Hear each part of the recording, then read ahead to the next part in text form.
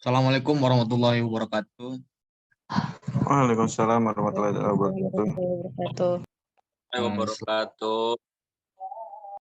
Izinkan saya menjadi moderator dalam menjalankan acara ini. Kita presentasi yang dimana tugas mekanika fluida.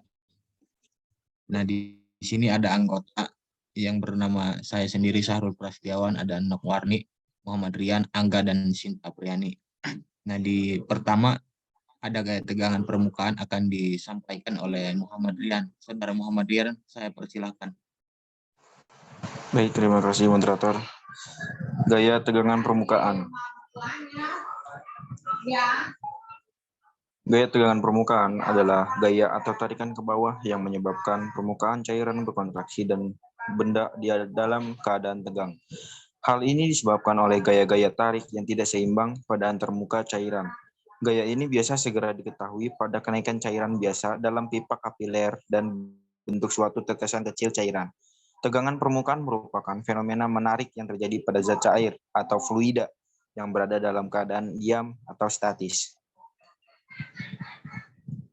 Fluida adalah zat yang mampu mengalir dan dapat menyesuaikan diri dengan bentuk tempatnya. Bila berada di dalam keadaan keseimbangan, fluida tidak dapat menahan gaya tangensial atau gaya geser. Akibatnya, fluida akan terus-menerus mengalami perubahan bentuk apabila mengalami tegangan geser. Semua fluida memiliki derajat kompresibilitas dan memberikan tahanan kecil terhadap perubahan bentuk. Pendapat ini disampaikan oleh Welty pada tahun 2004. Menurut kelompok kami disimpulkan bahwa dari metode statis dan dinamis pada gaya tegangan permukaan berdasarkan mekanika fluida ialah fluida dibedakan menjadi dua macam, yaitu fluida tidak bergerak atau dalam keadaan diam atau statika fluida. Dan yang satu lagi adalah fluida bergerak atau dalam keadaan bergerak yang biasa dikenal dengan dinamika fluida. Terima kasih kepada Saudara Rian yang telah menyampaikan. Untuk selanjutnya permukaan batas akan disampaikan oleh Saudari Nok Warni. Saudari Nok Warni, saya persilakan. Baik, terima kasih moderator. Selanjutnya di sini ada tabel grafik dari permukaan batas. Lanjut, boundary layer theory.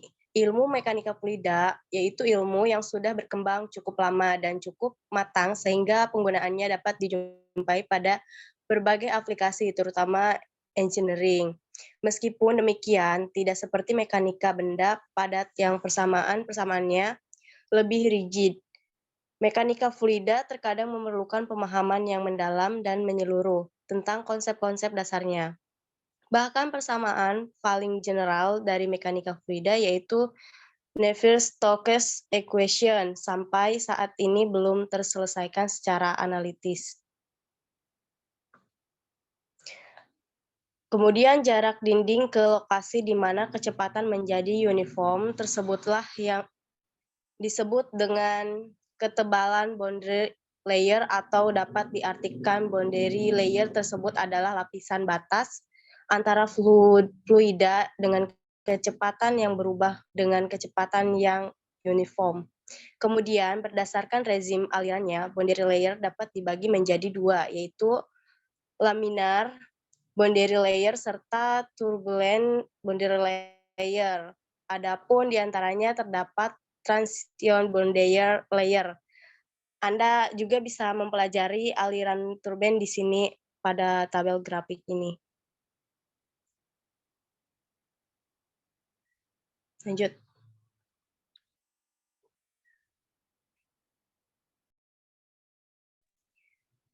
Kemudian ada laminar boundary layer.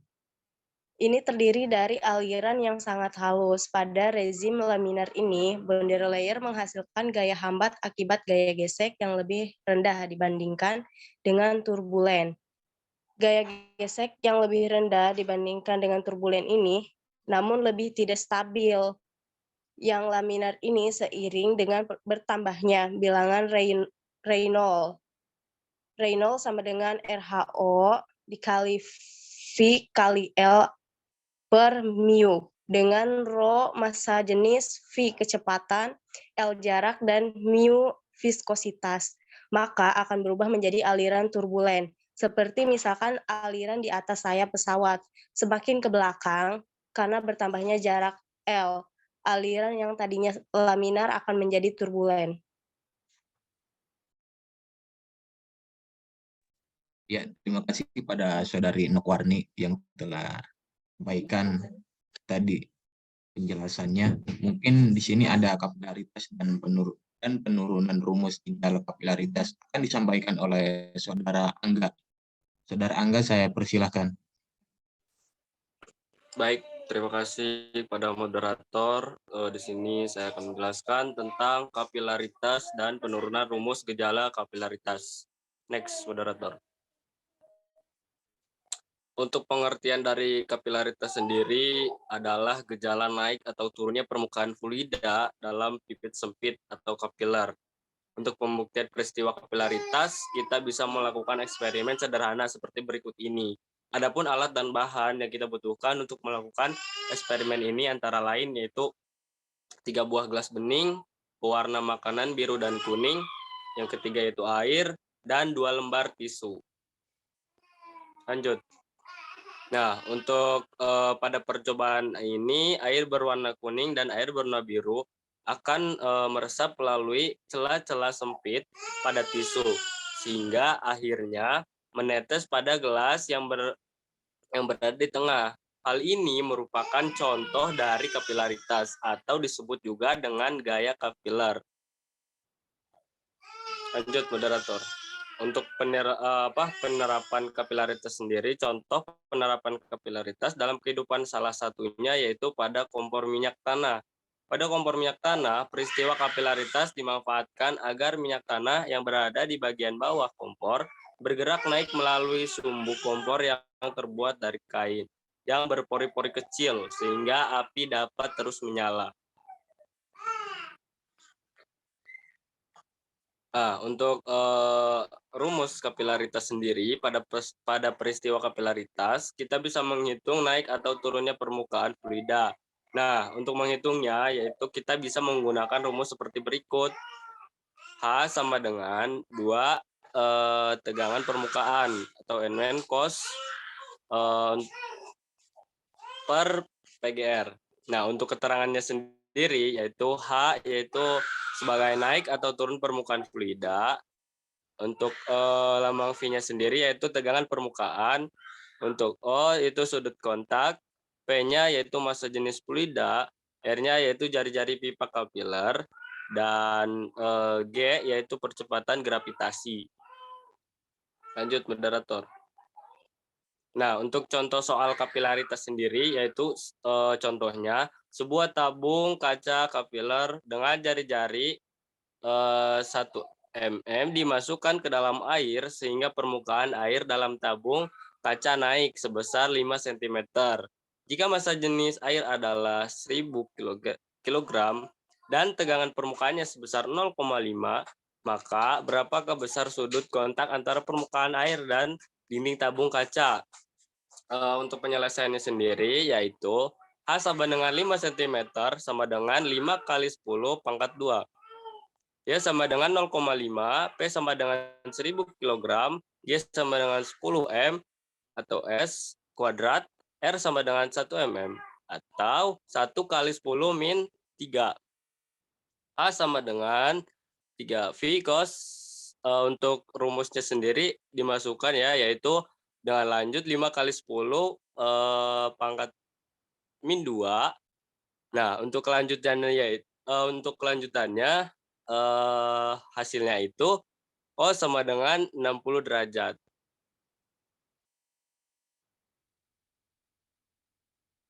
Nah, terima kasih pada Saudara Dwi Angga Maulana yang telah menyampaikan materinya.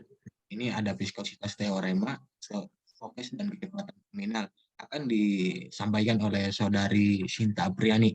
Untuk Saudari Sinta Apriani, saya persilahkan.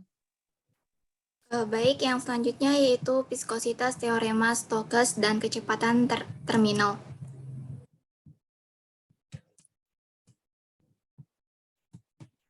Yang pertama adalah hukum Stokes. Gaya gesek antara suatu permukaan benda padat yang bergerak dengan fluida akan sebanding dengan suatu kecepatan relatif gerak benda ini kepada fluida. Hambatan gerak di dalam fluida disebabkan gaya gesek antara bagian fluida yang melekat ke permukaan suatu benda dengan bagian fluida di sebelahnya. Gaya gesek tersebut sebanding dengan koefisien viskositas atau N fluida. Menurut Stokes, gaya gesek yaitu Vs sama dengan 6 V Rn V. Keterangan dari rumus tersebut, Fs adalah gaya gesek atau Newton, R adalah jari-jari benda dalam satuan meter, dan V adalah kecepatan jatuh dalam fluida dengan satuan meter per second. Viskositas. Viskositas adalah ukuran kekentalan fluida yang menyatakan besar atau kecilnya gesekan di dalam fluida. Semakin besar viskositas atau kekentalan fluida, maka sulit fluida untuk mengalir dan menunjukkan bahwa sulit suatu benda bergerak di dalam fluida tersebut. Dalam zat cair, viskositas dihasilkan gaya kohesi antara molekul zat cair. Akan tetapi, jika dalam gas, viskositas timbul sebagai akibat tumbukan antara molekul gas. Zat cair lebih kental daripada gas, hingga untuk mengalirkan zat cair dibutuhkan gaya yang lebih besar jika dibandingkan dengan gaya yang diberikan untuk mengalirkan sebuah gas. Nah, ini merupakan contoh-contoh dari zat-zat viskositas, diantaranya zat eter, di mana viskositas dalamnya itu ada 0,23 dan lain sebagainya. Yang selanjutnya yaitu cara menentukan viskositas. Cara menentukan viskositas pada suatu zat adalah memakai alat yang dinamakan dengan viskometer. Terdapat beberapa macam viskometer yang bisa dipakai, yaitu viskometer kapiler atau Ostwald. Viskositas dari cairan yang ditentukan dengan mengukur waktu yang diperlukan bagi cairan itu sendiri untuk lewat antara dua tanda saat mengalir, sebab gravitasi melalui viskometer Ostwald. Waktu alir dari cairan tersebut yang diuji akan dibandingkan dengan waktu yang diperlukan bagi zat yang viskositasnya diketahui untuk lewat dua tanda tersebut. Yang kedua adalah viskometer Hofler. Berdasarkan hukum Stokes, kecepatan bola maksimum terjadi keseimbangan hingga gaya gesek sama dengan gaya berat dikurangi gaya Archimedes. Prinsip kerjanya yaitu melontarkan bola atau yang terbuat dari kaca melalui tabung gelas yang berisi zat cair dan diselidiki. Kecepatan jatuhnya bola adalah fungsi dari harga resiprok sampel. Yang ketiga ada viskometer cup dan bob. Prinsip kerjanya yaitu sampel digeser ke dalam ruangan antara dinding luar dari bob dan dinding dalam dari cup, di mana bob masuk tepat di tengah-tengah. Kelemahan viskometer ini yaitu terjadinya aliran sumbat yang disebabkan oleh gesekan yang tinggi hingga menyebabkan penurunan konsentrasi. Penurunan konsentrasi ini yang menyebabkan bagian tengah zat yang ditentukan keluar memadat. Hal ini disebut aliran sumbat. Dan yang keempat adalah viskometer cone dan flat.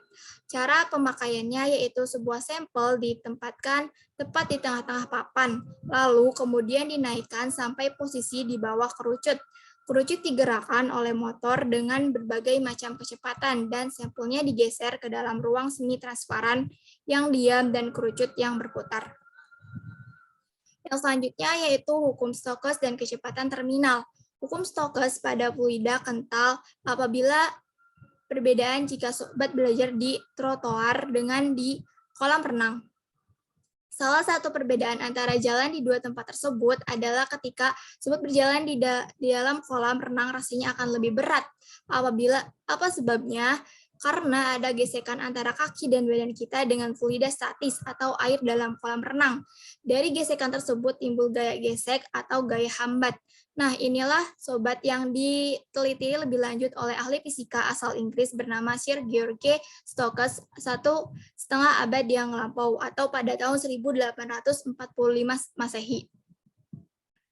Rumusnya yaitu adalah Fs sama dengan 6Pi dikali N dikali R dikali V, di mana Vs adalah gaya hambatan dalam satuan Newton, N adalah koefisien viskositas dalam satuan kilometer, M-1 dan S-1. R adalah jari-jari bola dalam satuan meter dan V 22/7. V laju relatif benda terhadap fluida. Rumus di atas kemudian dikenal dengan hukum Stokes. Contoh soal dan pembahasan pada hukum Stokes yaitu kecepatan maksimum dari tetes air hujan yang berjari-jari 0,3 mm yang jatuh di udara dengan rho udara sama dengan 1,29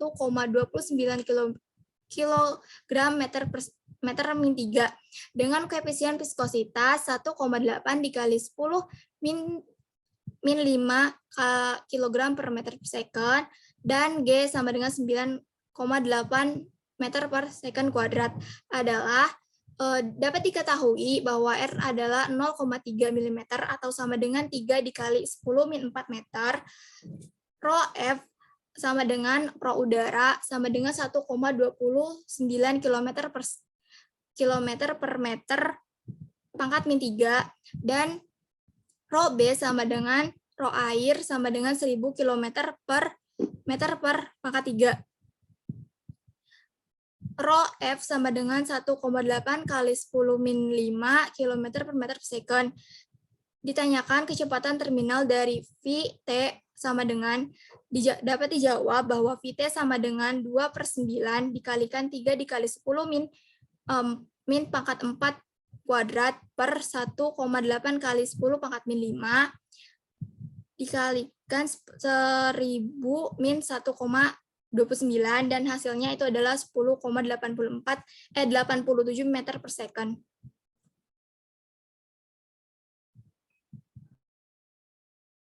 Ya, terima kasih atas penyampaiannya dari pemateri-materi tadi. Mungkin saya dapat menyimpulkan sebagai moderator. Dapat saya simpulkan sedikit, kurang lebihnya sedikit. Jadi di pembahasan tadi yang sudah teman-teman sampaikan, yang dimana pertama ada tegangan permukaan batas, dan kapilaritas, penurunan rumus gejala kapilaritas, viskositas, teorema Stokes, dan kecepatan terminal. Nah, itu tuh yang kita ketahui dan kita temui dalam kehidupan kita sehari-hari, yang dimana yang tadi sudah teman-teman jelaskan, contohnya juga ya, ada tetesan air hujan, ada tarikan tegangan, misalkan kita menarik pintu, menarik karet, nah itu juga dalam kehidupan kita sehari-hari. Mungkin cukup sekian dari penyampaian kami atas nama Pendidikan Vokasional Teknik Mesin dari MK Mekanika Fluida. Sekian, terima kasih. Assalamualaikum warahmatullahi wabarakatuh. Waalaikumsalam.